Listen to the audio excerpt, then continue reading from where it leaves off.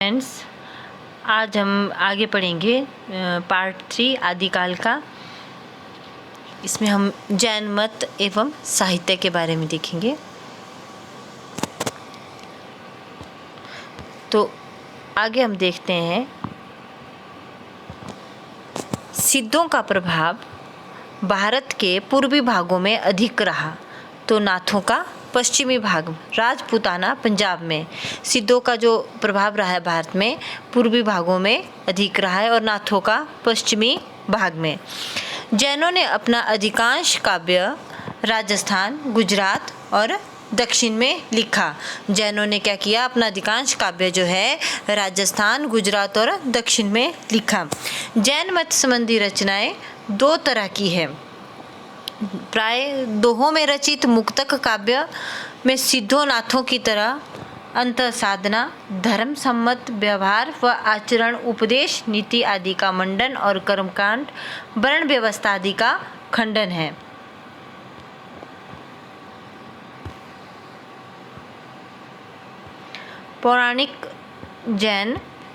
पौराणिक जैन साधकों की प्रेरणादायी जीवन कथा या लोक प्रचलित हिंदू कथाओं को आधार बनाकर जैन मत का प्रचार करने के लिए चरित्र काव्य आदि लिखे गए हैं।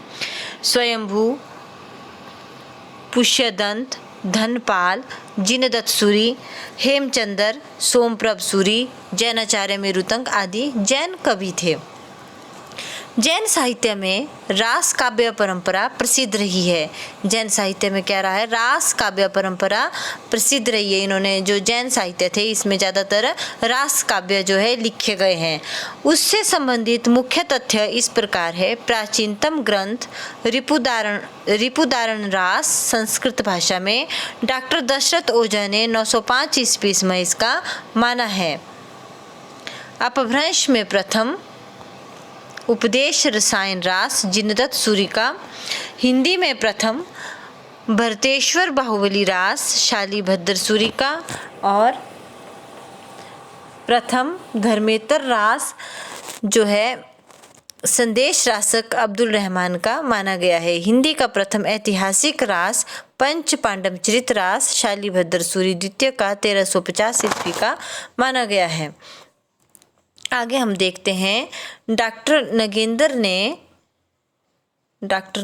ने देवसेन कृत श्रावकाचार को हिंदी के प्रथम रचना माना है। नगेंद्र ने देवसेन की जो श्रावकाचार रचना है हिंदी की प्रथम रचना माना है। शालीभद्र सूरी के बुद्धि रास का संग्रह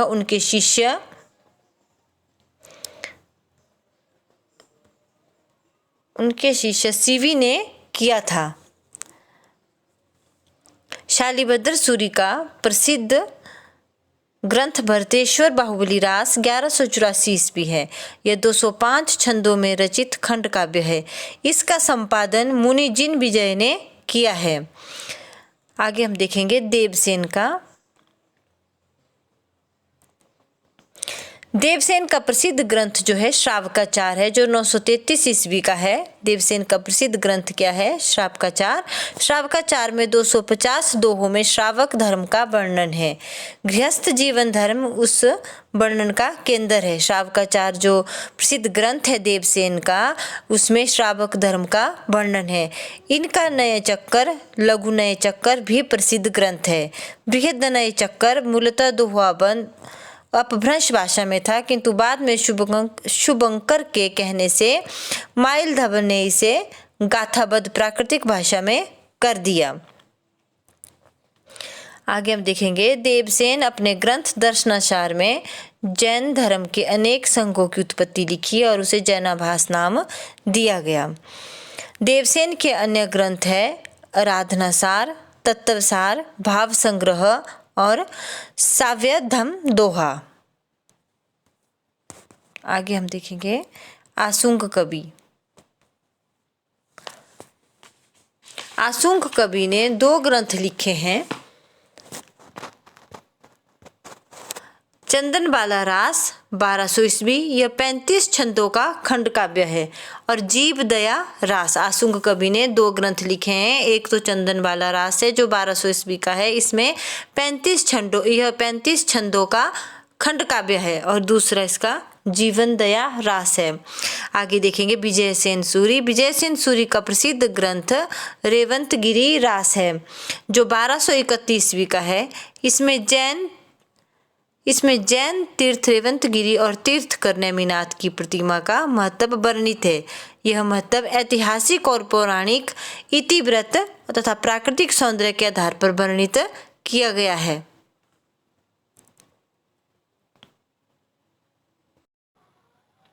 आगे हम देखेंगे विनय चंद्र सूरी। विनय चंद्र सूरी कृत नेमिनाथ चौपाई से चौपाई छंद में 12 मासा वर्णन का आरंभ माना जाता है।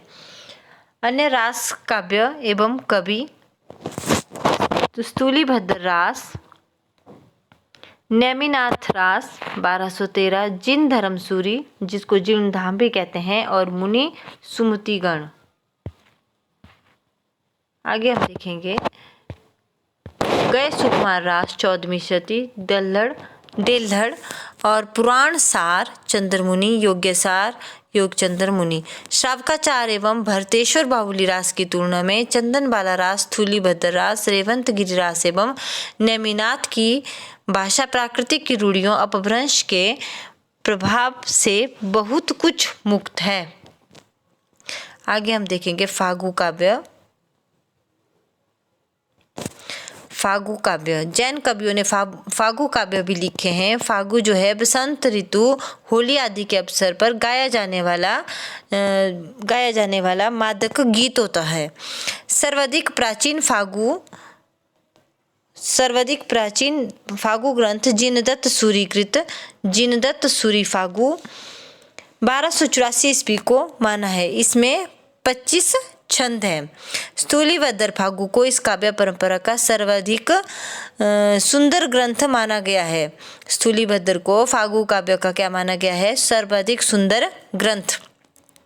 आगे हम देखेंगे बिरह देसावरी फागु व श्री नेमिनाथ फागु। राजशेखर सूरी इसी परंपरा के अन्य चर्चित ग्रंथ है। बसंत विलास फागु जो है धर्मेतर फागु ग्रंथ है। बसंत विलास फागु क्या है? धर्मेतर फागु ग्रंथ है। जो धर्मेतर फागु ग्रंथ है वो क्या है? बसंत विलास फागु। आगे हम देखेंगे रासो काव्य।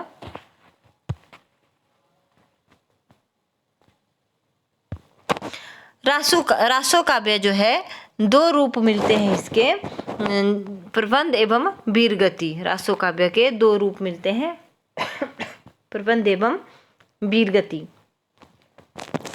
प्रबंध का सर्वप्रथम ग्रंथ जो है खुमान रासो है और वीर काव्य परंपरा का सर्वप्रथम ग्रंथ बीसलदेव रासो है। जो प्रबंध का सर्वप्रथम ग्रंथ है वो खुमान रासो है और जो वीर काव्य परंपरा का सर्वप्रथम ग्रंथ जो है बीसलदेव रासो को माना है।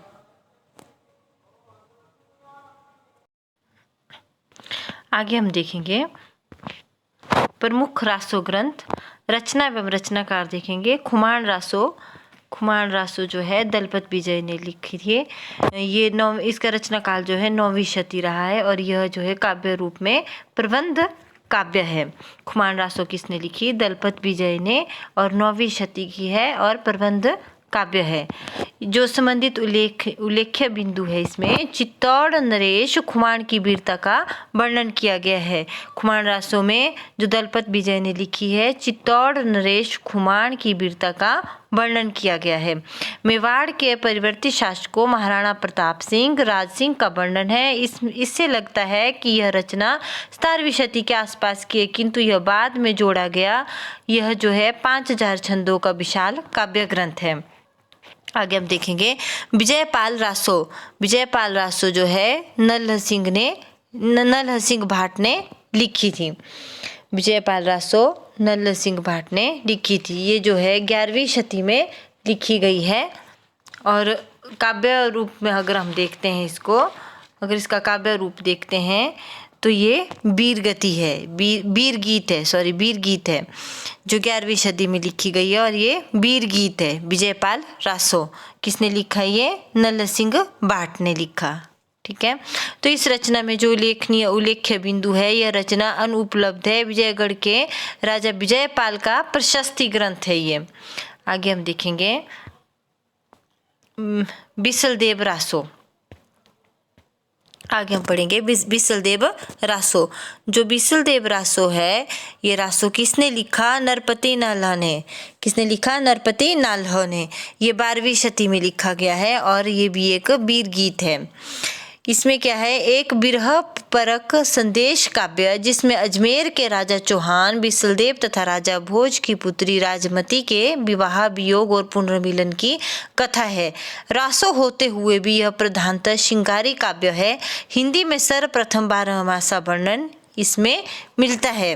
आगे हम देखेंगे पृथ्वीराज रासो। जो पृथ्वीराज रासो है, मोस्ट इम्पॉर्टेंट क्वेश्चन है, चाहे एलटी का हो, पीजीटी का हो, चाहे यूजीसी नेट जेआरएफ हिंदी का हो, तो ये इस तरह के क्वेश्चन तो ऑलमोस्ट पूछे ही जाते हैं। कि जैसे ये पृथ्वीराज रासो तो इतना फेमस क्वेश्चन है कि ये हिंदी में आ ही जाता है।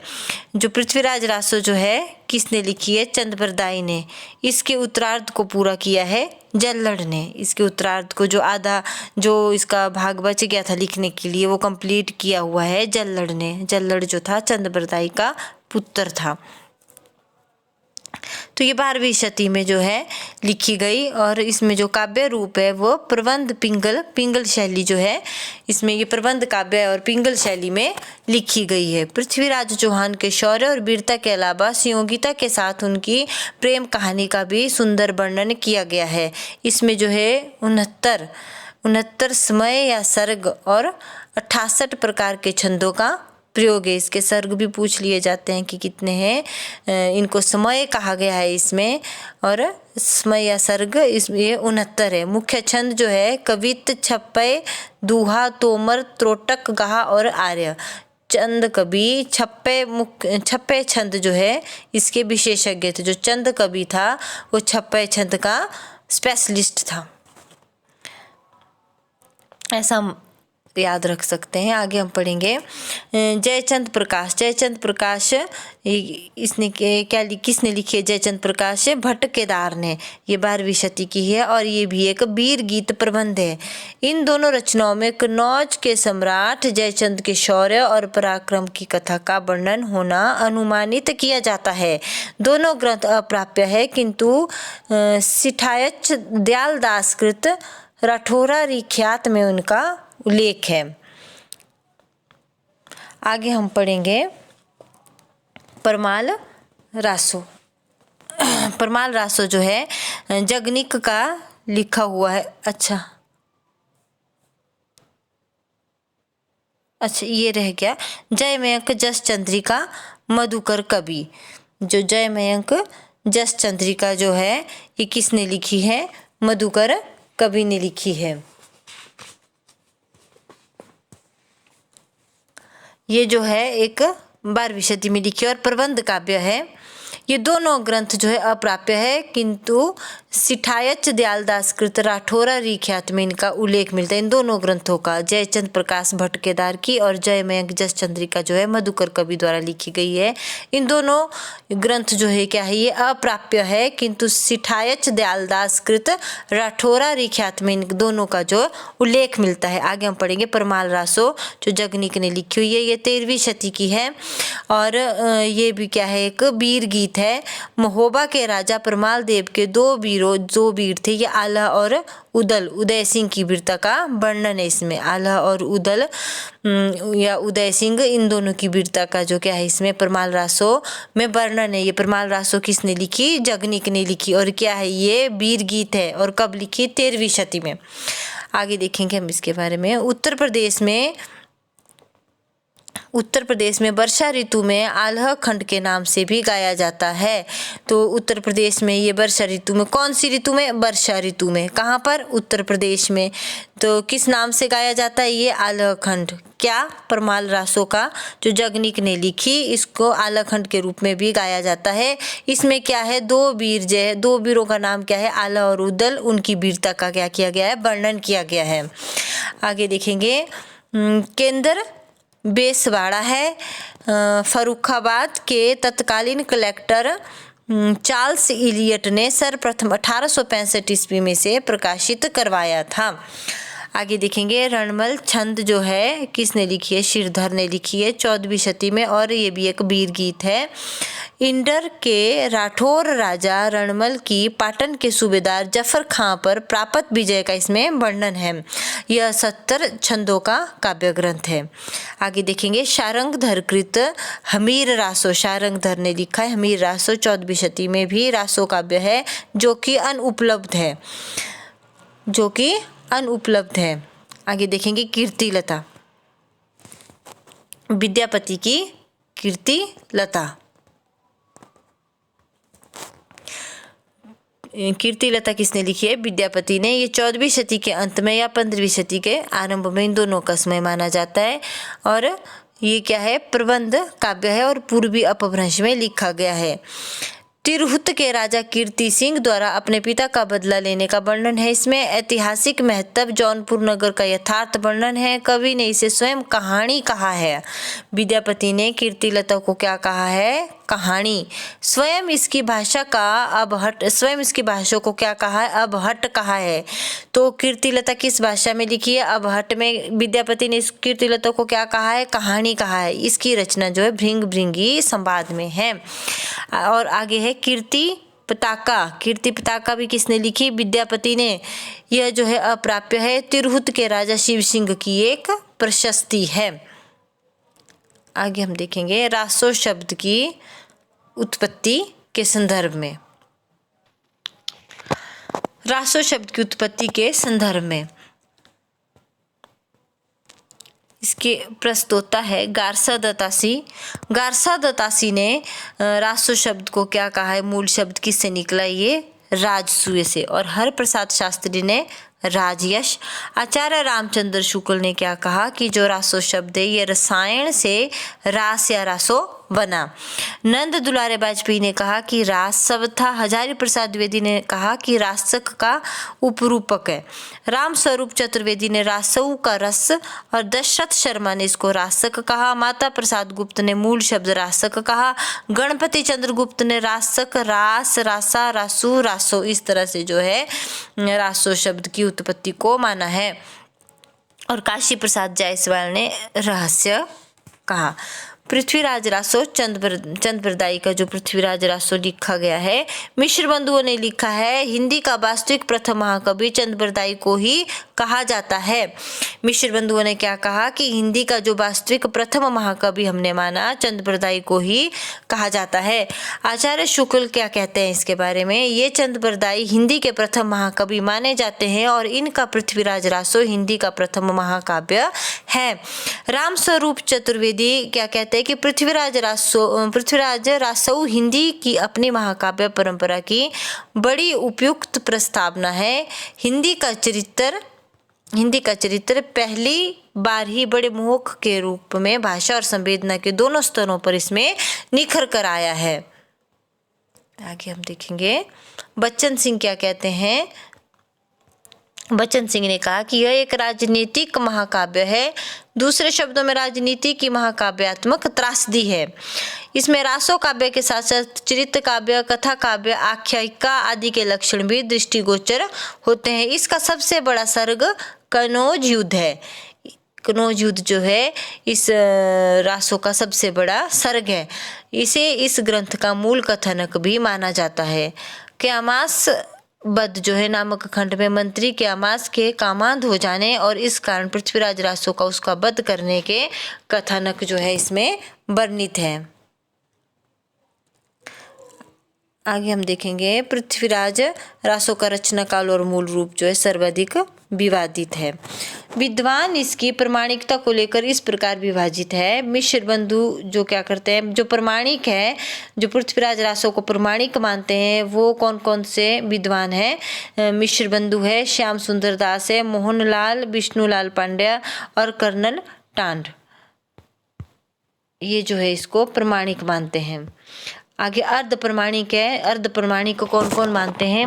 मुनि जिन विजय, हजारी प्रसाद द्विवेदी, डॉक्टर सुनीति कुमार चटर्जी, डॉक्टर दशरथ ओझा।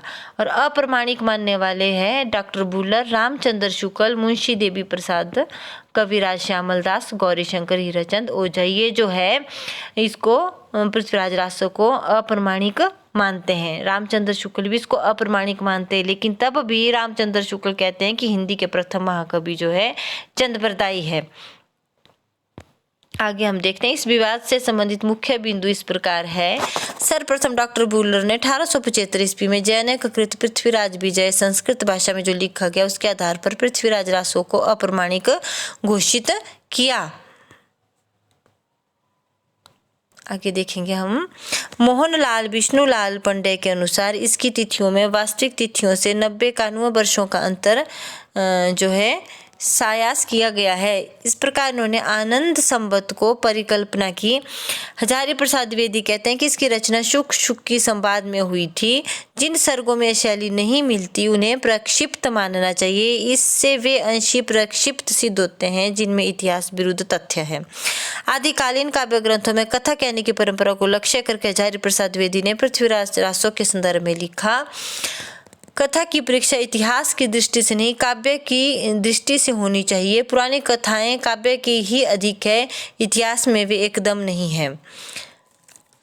पुरातन संबंध संग्रह में इस ग्रंथ के कुछ छंद संग्रहित है जिसमें इसकी प्राचीनता प्रमाणित होती है।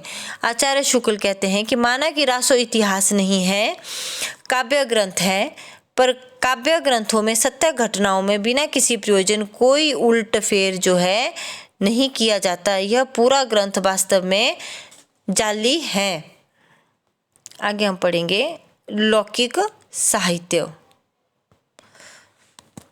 रचना एवं रचनाकार। लौकिक साहित्य देखेंगे आदिकाल में कौन कौन से हैं। ढोला मारूरा दूहा, ये किसने लिखा है? कलोल कवि है, उन्होंने लिखा हुआ है और समय इसका 11वीं शती है। इसके जो स्मरणीय बिंदु है, लोक प्रचलित प्रेम काव्य है, राजस्थान में अधिक लोकप्रिय है। राजकुमार ढोला और राजकुमारी मारवाड़ी की कथा, इसमें नारी हृदय की अत्यंत मार्मिक व्यंजना मिलती है। हजारी प्रसाद द्विवेदी ने इसके दोहों को हेमचंद्र और बिहारी के दोहों के बीच की क्या माना है? कड़ी माना है। हजारी प्रसाद द्विवेदी ने इसके दोहों को हेमचंद्र और बिहारी के दोहों के बीच की कड़ी माना है। आगे देखेंगे अमीर खुसरो की रचनाएं 100 बताई जाती है, जिनमें मुख्य है खलिकबारी, पहेलियां, मुकरियां, दो सुखने और गजल आदि। ये 1253 से 1325 ईस्वी के बीच इसका समय है। और इनकी पहेलियों और मुकरियों में उक्ति व चित्र की प्रधानता है। अमीर खुसरो की जो पहेलियां और मुकरियां हैं उसमें क्या है? उक्ति व चित्र की प्रधानता है। आवाज़ ए खुसरवी इनका संगीत संबंधी ग्रंथ है। खलिकबारी वस्तुत फारसी हिंदी शब्दकोश है और इनके ग्रंथ नुह सिपहर में भारतीय बोलियों का विस्तृत वर्णन है। आगे हम देखेंगे बसंत विलास। बसंत विलास जो इसके रचनाकार जो अज्ञात है, ये 13वीं शती का है और इसमें बसंत और स्त्रियों पर बसंत के विलासपूर्ण प्रभाव का मनोहारी अंकन जो है किया गया है। इस श्रृंगारी काव्य का संपादन जो है माता प्रसाद गुप्त ने किया और 84 दोहों को ही वास्तविक इसमें माना है। इसकी भाषा से ही पिंगल सरस ब्रज भाषा का रूप लेती दिखती है। आगे देखेंगे विद्यापति पदावली। विद्यापति की जो है विद्यापति पदावली है, 14वीं शती है। इसका समय श्रृंगार भक्तिपूर्वक मुक्तक काव्य है, जिसके पदों की मादकता को निराला ने क्या कहा है? नागिन की लहर कहा है। निराला ने क्या कहा है? नागिन की लहर। ये जो है श्रृंगार भक्तिपूर्वक मुक्तक काव्य है। मुक्तक काव्य किसका? ये विद्यापति का है, विद्यापति पदावली। ठीक है, ये 14वीं शती का माना गया है, लिखा हुआ है। और इसको क्या कहा निराला ने? नागिन की लहर। राम वृक्ष बेनीपुरी ने विद्यापति की पदावलियों को जीव और परमात्मा के संबंध का रूपक माना है। राम वृक्ष बेनीपुरी ने विद्यापति की जो पदावलियां हैं इनको जीव और परमात्मा के संबंध का रूपक माना है। आगे हम देखेंगे, उपयुक्त चारों काव्य ग्रंथों एवं कवियों की भाषा प्राकृतिक की रूढ़ियों से बहुत कुछ लगभग मुक्त ही है, जबकि तीनों ग्रंथ गद्य ग्रंथों की भाषा पर प्राकृतिक की रूढ़ियों का प्रभाव मिलता है। गद्य के तीनों ग्रंथों से आशय है राउलवेल, उक्ति व्यक्ति प्रकरण और वर्ण रत्नाकर। राउलवेल, उक्ति व्यक्ति प्रकरण और वर्ण रत्नाकर। ढोला मारूरा दोहा मूलतः दोहे में रचित था, जिसमें 17वीं शती में कुशल राय कवि ने कुछ चौपाइयाँ जोड़ी है। आगे देखेंगे, अमीर खुसरो। काव्य भाषा का ढांचा अधिकतर शौर सैनी या पुरानी ब्रज भाषा का ही बहुत काल से चला आता था। अतः जिन पश्चिमी प्रदेशों की बोलचाल खड़ी होती थी उनमें भी जनता के बीच प्रचलित पदों, तुकबंदियों आदि की भाषा ब्रजभाषा की ओर झुकी हुई रहती थी। खुसरो की खड़ी बोली हिंदी का प्रथम कवि माना जाता है। खुसरो को खड़ी बोली हिंदी का क्या माना जाता है? प्रथम कवि माना जाता है। खड़ी बोली हिंदी का प्रथम कवि किसे माना जाता है? खुसरो को। इनका नाम अबुल हसन था और इनके गुरु निजामुद्दीन औलिया थे। निजामुद्दीन औलिया जो है इनके गुरु का नाम था और अमीर खुसरो का पूरा नाम अबुल हसन था। संगीत में ये कबाली, तराना, गायन शैली और सितार के जन्मदाता माने जाते हैं। अमीर खुसरो को निम्न उपाधियों से नवाजा गया। तोताए हिंद, अलाउद्दीन खिलजी द्वारा इनको तोताए हिंद की उपाधि दी गई थी। और कवियों में राजकुमार, प्रसिद्ध इतिहासज्ञ जो डॉक्टर ईश्वरी प्रसाद द्वारा इनको कवियों में राजकुमार कहा गया। अवधि का प्रथम कवि डॉक्टर राम कुमार वर्मा ने कहा, इन्होंने स्वयं को तूतीय हिंद या हिंदुस्तान की तूती कहा है। आगे हम पढ़ेंगे विद्यापति के बारे में। विद्यापति जो है 1360 से 1450 ईस्वी तक इनका समय काल माना गया है। पंडित हरि मिश्र के ये शिष्य थे। विद्यापति किसके शिष्य थे? पंडित हरि मिश्र के शिष्य थे। इन्होंने 3 भाषाओं में 14 ग्रंथों की रचना की है। 3 भाषाओं में 14 ग्रंथों की रचना की है। 3 भाषा कौन कौन सी? संस्कृत, अभट और मैथिली। अब हम देखेंगे संस्कृत में कौन कौन सी इन्होंने रचनाएं की है। शैव सर्वसार, गंगा वाक्यावली और दुर्गा भक्त तरंगिणी, भू परिक्रमा, दान वाक्यावली, पुरुष परीक्षा, विभाग सार, लिखनावली, गया पतलक वर्षकृत्य। गया पतलक वर्षकृत्य ये इनकी संस्कृत की थी। अभट की इनकी कीर्तिलता और कीर्ति पताका है। कीर्तिलता और कीर्ति पताका किस भाषा में? ये अभट में। और मैथिली में इनकी पदावली गोरक्ष विजय नाटक है। गोरक्ष विजय का गद्य भाग जो है संस्कृत में और पद्य भाग मैथिली में है। विद्यापति की पदावली अत्यंत प्रसिद्ध है। यह भक्तिपूर्वक रचना है। यह श्रृंगारपूर्वक इसे लेकर विद्वान विभिन्न वर्गों में विभक्त है। इसके संदर्भ में उल्लेख्य बिंदु इस प्रकार है। पदावली में प्रार्थना और नचारी के अंतर्गत पदों में दुर्गा, गंगा, जानकी, शिव, कृष्ण की आराधना गीत है। अतः बहुत से विद्वानों ने इन्हें भक्त कवि माना है।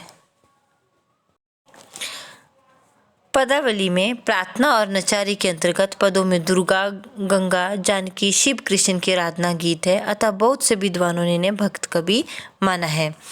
मिथिला में इन्हें कोई वैष्णव भक्त कवि नहीं मानता, जबकि बंगाल में मानते हैं। आचार्य रामचंद्र शुक्ल के अनुसार विद्यापति के पद अधिकतर श्रृंगार के ही है, जिनमें नायिका और नायक राधा कृष्ण है। विद्यापति को कृष्ण भक्तों की परंपरा में नहीं समझना चाहिए। विद्यापति के कवि रूप के संदर्भ में विद्वानों के मत, इनको जो श्रृंगारी कवि मानते हैं वो कौन कौन से? हरप्रसाद शास्त्री, रामचंद्र शुक्ल, सुभद्रा झा और राम कुमार वर्मा और राम वृक्ष बेनीपुरी। और जो इनको भक्त कवि मानते हैं वो है बाबू ब्रजनंदन सहाय, श्याम सुंदर दास और हजारी प्रसाद द्विवेदी। जो इनको रहस्यवादी कवि मानते हैं वो है जॉर्ज ग्रियर्सन, नागेंद्र नाथ गुप्त और जनार्दन मिश्र। इनका संबंध शैव संप्रदाय से था। हिंदी में इन्हें कृष्ण गीत परंपरा का प्रवर्तक माना जाता है, जबकि हरप्रसाद शास्त्री ने इन्हें पंचदेवोपासक माना है। बच्चन सिंह ने इन्हें जातीय कवि कहा है। बच्चन सिंह ने क्या कहा है? जातीय कवि। निराला ने पदावली के पदों को नागिन की लहर कहा है। हजारी प्रसाद द्विवेदी ने श्रृंगार रस के सिद्ध बाक कवि कहा है। विद्यापति को मैथिल कोकिल, अभिनव जयदेव, कवि शेखर, कवि कंठहार, कवि रंजन, खेलन कवि, दशावधान, पंचानन इत्यादि उपाधियों से विभूषित किया गया था। आगे हम पढ़ेंगे थोड़ा सा इसमें जो विविध है वो पढ़ेंगे। पृथ्वी चंद्र की मातृ का प्रथम अक्षरा दोहरा को प्रथम बावनी काव्य माना जाता है। प्रथम बावनी काव्य किसे माना जाता है? मातृ का प्रथमाक्षरा दोहरा, इसे जो है प्रथम बाविनी काव्य माना जाता है। डिंगल शब्द का सर्वप्रथम प्रयोग जोधपुर के कवि राजा बांकीदास की कवि 32 संवत 1817 विक्रम संवत में हुआ है। चरचरी एवं चाचरी आदिकालीन काव्य रूप है। चरचरी एवं चाचरी हरिभद्र सूरीकृत समराइच कहा में इसका प्राचीनतम उपयोग मिलता है। जगत सुंदरी प्रयोगमाला एक वैदिक ग्रंथ है, इसके रचयिता ज्ञात नहीं है। दोहा चौपाई छंद में भगवत गीता का अनुवाद करने वाला हिंदी का प्रथम कवि जो है भूपाल 10वीं शती का है। मिश्र बंधुओं ने मिश्र बंधु विनोद के प्रथम संस्करण में प्रारंभिक काल 700 से 1444 विक्रम संवत के अंतर्गत 19 कवियों को स्थान दिया है। अगले संस्करण में नाथ पंथी और सिद्धों को शामिल करते हुए इस काल में कवियों की संख्या 75 तक पहुंचा दी थी। आगे देखेंगे गद्य साहित्य। आदिकाल के जो गद्य साहित्य थे, रचना एवं रचनाकार कुबलय माला कहा उदतन सूरी है इसका रचनाकार।